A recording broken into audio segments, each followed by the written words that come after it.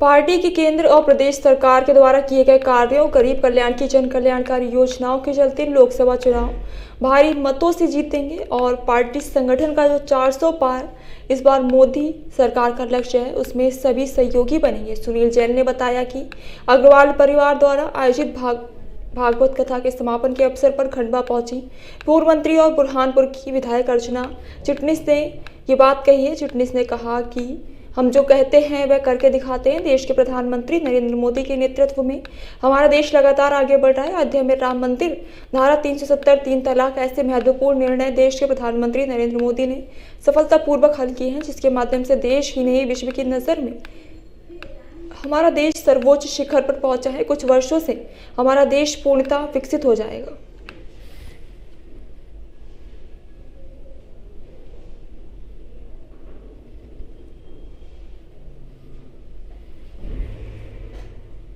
दीदी, लोकसभा चुनाव को लेकर क्या तैयारी है सर पार्टी की तरफ से?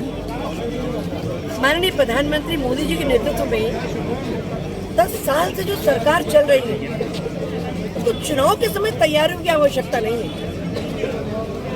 आज जब प्रधानमंत्री जी 10 साल के अपने कार्यकाल में, चाहे इकोनॉमिक्स का विषय हो, चाहे गरीब कल्याण का विषय हो, चाहे डिफेंस के मैन्युफैक्चरिंग का विषय हो, चाहे स्किल डेवलपमेंट का विषय हो, चाहे इंक्यूबेशन सेंटर्स को प्रारंभ करने का विषय हो, प्रधानमंत्री आवास का विषय हो, आयुष्मान कार्ड का विषय हो, उज्ज्वला गैस का विषय हो, और हमारे कोरोना जैसे आपदा में भी अवसर ढूंढने का मामला हो, प्रधानमंत्री जी के नेतृत्व में भारतीय जनता पार्टी ने देश का माथा सारे संसार में ऊंचा किया है।